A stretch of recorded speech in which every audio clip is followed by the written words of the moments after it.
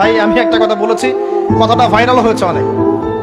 মানুষ মানুষের অবস্থানকেই ভালোবাসে, মানুষ কখনোই মানুষের অন্তঃসত্ত্বাকে ভালোবাসে না।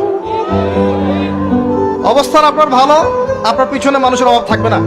আজকে আপনার ক্ষমতা আছে, পাওয়ার আছে, খ্যাতি আছে, ইত্যাদি আছে, মানুষ দেখবেন পিছনে ঘুরঘুর করছে, ঘুরঘুর করছে, এবং এরা কিন্তু সবাই সবার স্বার্থেই ঘুরঘুর করছে। এর বাইরে আল্লাহ পাক কিছু মানুষের মনে আল্লাহর পক্ষ থেকে মহব্বত দেন, এটা আলাদা বিষয়। আপনি মানুষকে সন্তুষ্ট করতে পারবেন না। পরিবার, বাবা মা, ছেলে মেয়ে, বউ বাচ্চা, কাউকে সন্তুষ্ট করতে পারবেন না। 100% আপনি কাউকে সন্তুষ্ট করতে পারবেন না। সারা জীবন করে যাবেন, আপনার বিরুদ্ধে অভিযোগ থেকেই যাবে। শুধু আল্লাহ রাব্বুল আলামিন অপেক্ষা করে বসে আছেন, আপনি কখন তওবা করে তার দিকে ফিরে আসবেন। দেন দিন আল্লাহ পাক আপনাকে মাফ করে দিবেন ইনশাআল্লাহ।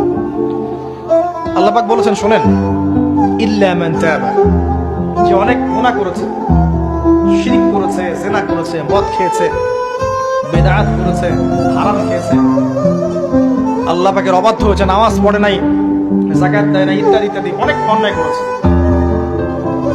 একদিন তওবা করে ফিরে এসেছে। আল্লাহ পাক বলেছেন ইল্লা মান তাবা, যে ব্যক্তি তওবা করে ফিরে আসলো, ওয়া আমানা, এবং ঈমান নিয়ে আসলো, ওয়া আমিলা আমালান সালিহান, এবং এখন থেকে সৎ আমল করা শুরু করলো, হোক সে নারী বা পুরুষ, যে কেউ, যে কোনো বয়সের, যে কোনো বর্ণের, যে কোনো ভাষার, যে কোনো দেশের, এগুলো কিচ্ছু যায় আসে না আল্লাহ পাকের। ইন্নাল্লাহা লা ইয়ানজুরু ইলা আজসামিকুম ওয়ালা ইলা সুওয়ারিকুম ওয়ালাকিন ইয়ানজুরু ইলা কুলুবিকুম ওয়া আমালিকুম।